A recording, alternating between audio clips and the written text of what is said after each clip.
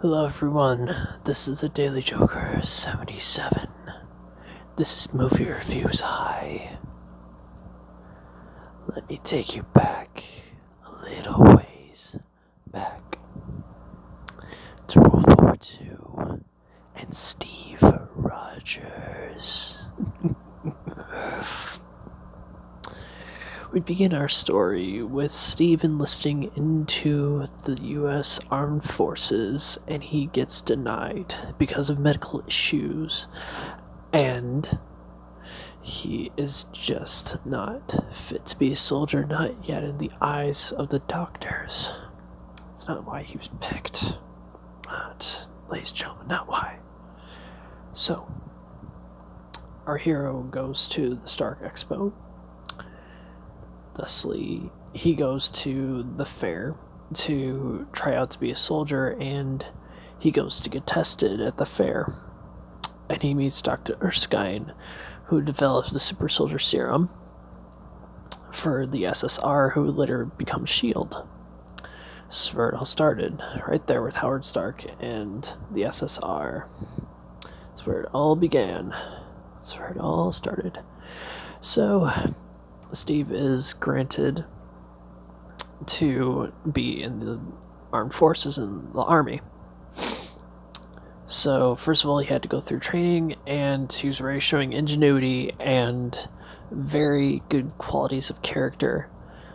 And his determination did not fail him, no matter how hard the difficulties were. He met Agent Carter, who, of course, he falls in love with. And, well, let's just put it this way. He goes through the injections of the super soldier serum. He goes through the Vita Ray exposure and creates Captain America. So he encounters the Red Skull on his first mission to save U.S. prisoners. If I'm not wrong, if I can remember this right, I think they were in Germany at this point in the film. And basically, he saved them, and like I said, he encountered the Red Skull, so he learned Red Skull is a pretty big force to be reckoned with. And he had the first encounter with Hydra's armed forces. So, let's see, eventually he goes on missions, and he starts to earn a name for himself and puts the fear of God into Hydra.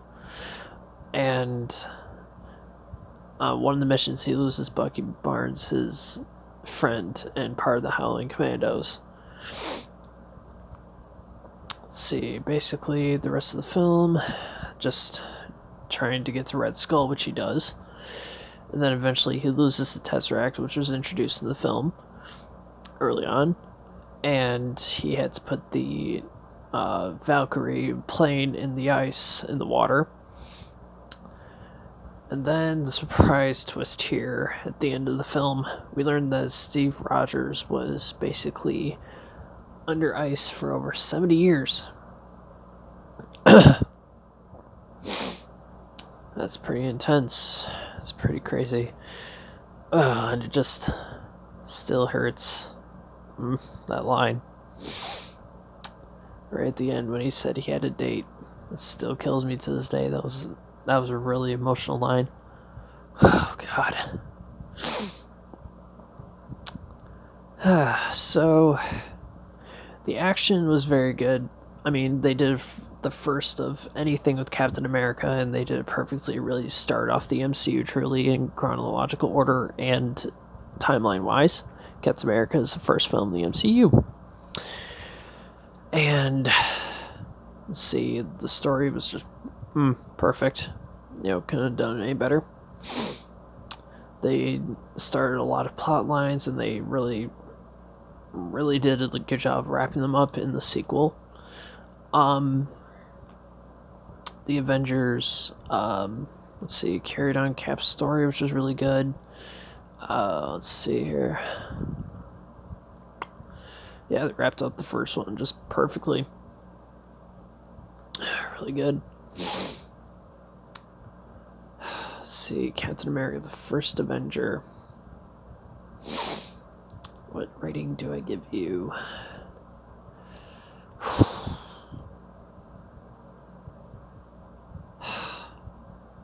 I know there's a flaw in the story. I'm just trying to remember. If we could have done without the propaganda use of Captain America to sell the bonds, I think that was just the most stupid part of the fucking movie. Oh god, for that I'm giving this a B, solid B, and a 8 out of 10. Loses 2 points out of 10. Oh god, that was so boring to watch. God almighty.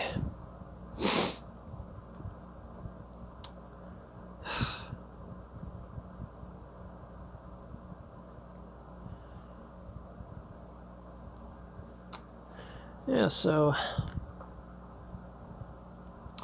still like the movie. I think it's very good.